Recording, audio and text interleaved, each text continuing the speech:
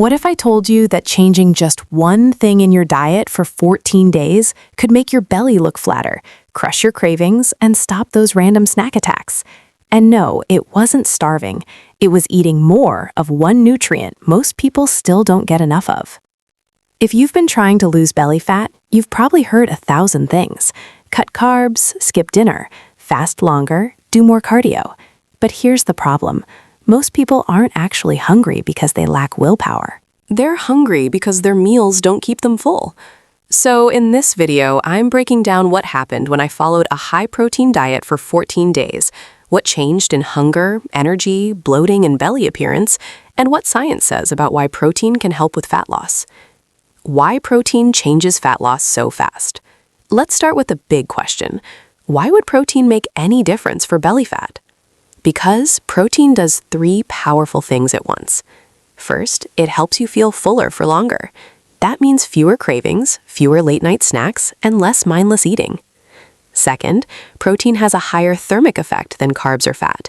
That's just a fancy way of saying your body burns more calories digesting it. Third, when you lose weight, protein helps protect your muscle. And that matters because the more muscle you keep, the better your metabolism tends to perform over time. Here's the surprising part. A lot of people trying to lose belly fat are not overeating because they're lazy. They're overeating because breakfast was toast, lunch was a tiny salad, and by 4 p.m., their body is screaming for energy. Sound familiar? A higher protein diet can make a calorie deficit feel easier, not magical, easier. And yes, let's be clear. Protein does not directly burn belly fat from one exact spot. You cannot spot reduce fat. But if a high-protein diet helps you eat less overall, preserve muscle, and stay consistent, then body fat, including belly fat, can start to come down. That's the science-backed reason this works. My 14-day setup. So what did I actually do? For 14 days, I increased protein at every meal and aimed for roughly 0.7 to 1 gram of protein per pound of goal body weight, which is a practical range many people use when dieting. That did not mean eating like a bodybuilder. It meant building simple meals around protein first. Here's what a day looked like. Breakfast, Greek yogurt, berries, chia seeds, and eggs.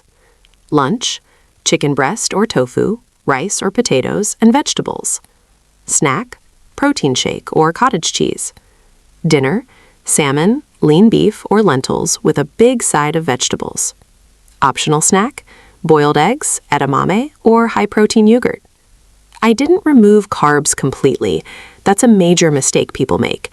They go high protein and accidentally turn it into high protein, low carb, low energy, low mood. Protein works best when your meals are still balanced. Another rule I followed. I kept ultra-processed snack foods lower, drank more water, and tried to keep calories slightly controlled, but not aggressively low. Because here's the truth no one likes hearing. If your calories are wildly too high, adding protein alone won't save you. And wait until you hear what happened by day 4, because that's where most people either quit or finally start seeing the real benefit. Days 1 to 4, the hardest part nobody talks about. The first few days were interesting. Not harder because I was starving, harder because my eating habits were exposed. I realized how often I use snacks for boredom, stress, and convenience, not true hunger. That's huge. On day 1 and day 2, I felt fuller after meals. That part kicked in quickly. But I also noticed something else. I kept reaching for food out of habit. You know that moment when you walk into the kitchen, open the fridge, and don't even know why you're there? Exactly. Protein doesn't instantly fix emotional eating. It reveals it. By day 3, the cravings between meals dropped. Not completely, but enough to notice. And this is backed by research. Higher protein diets often reduce hunger hormones and improve satiety signals, which can help naturally lower calorie intake without feeling miserable. Now, here's a mini story that a lot of people relate to. Imagine Sarah. She usually eats cereal for breakfast, grabs a muffin at 11, feels tired after lunch, and raids the pantry at night. Then she switches to eggs and Greek yogurt in the morning, chicken at lunch, and a protein-rich snack in the afternoon. Suddenly, she's not using discipline all day. She's just less hungry. That shift feels small, but over 14 days, it changes everything. By day 4, bloating started to go down slightly. Not because protein is some miracle belly fat eraser, but because more structured meals often means fewer random processed snacks, less overeating, and better appetite control. And visually, that can make your stomach look flatter even before significant fat loss happens. Important distinction: a flatter stomach in a few days is often less bloat, not pure fat loss. That doesn't make it fake. It means your body is responding. Days 5 to 10, real belly fat progress starts here. This is where the diet became easier. By days 5 through 10, the biggest change was control. I wasn't thinking about food every 2 hours. I wasn't desperate for sugar after dinner. And my meals felt satisfying. That is massively underrated. Because belly fat loss usually doesn't fail from lack of information. It fails from inconsistency. And protein helps consistency. Let's talk results. By this phase, I noticed less bloating around the lower stomach, better fullness after meals, more stable energy, fewer cravings at night, easier portion control. Did my belly fat completely disappear in 10 days? Of course not. But the waistline looked tighter, and the scales started moving slightly. That's realistic. That's believable. And that's how sustainable fat loss actually looks. Here's science-based reason.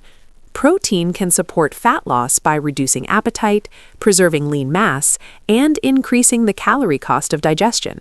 Some studies also show higher protein diets can improve body composition during weight loss compared to lower protein approaches.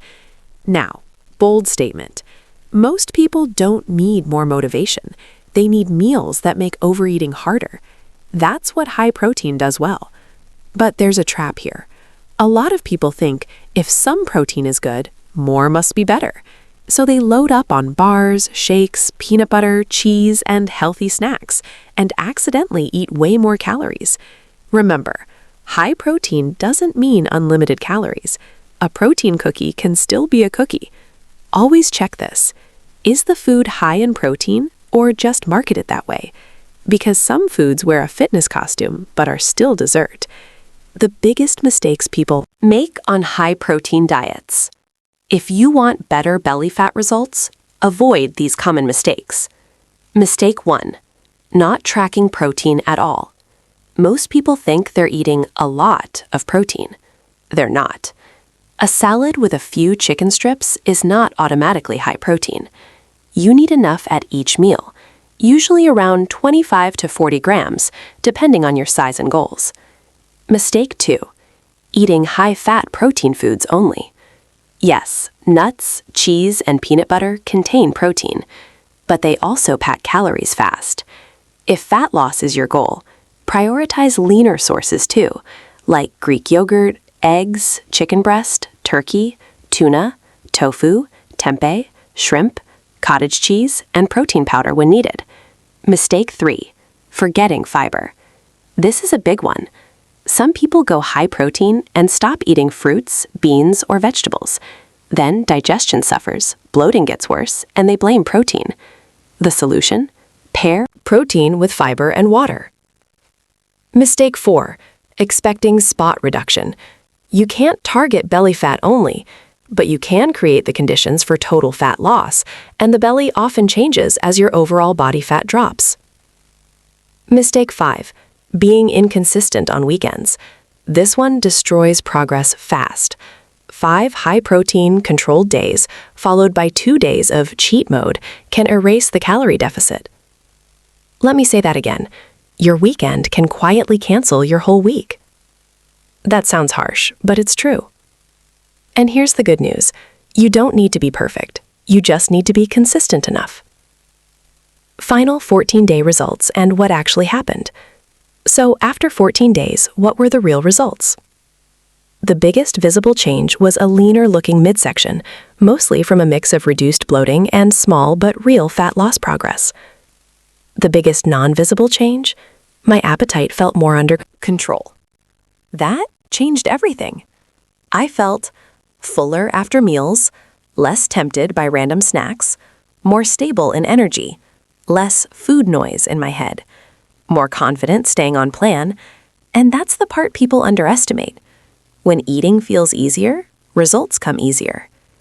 Now, to keep this honest, in 14 days, you should not expect dramatic belly fat melting. That's unrealistic. But you can notice measurable improvement in waistline, cravings, hunger, and consistency. And if you keep going for 4, 8, or 12 weeks, that's where the real body composition changes become much more obvious. So, does a high-protein diet work for belly fat? Yes, if it helps you stay in a calorie deficit, preserve muscle, and control hunger. That's the science-based answer. Not hype, not magic, just physiology. If you want, comment protein below, and I'll make a full video on the best high-protein foods for fat loss, and a simple 7 days meal plan. And if this video helped you, hit like, subscribe, and watch my next video on the screen now, because if you combine high protein with one simple walking habit, your fat loss results can get even better.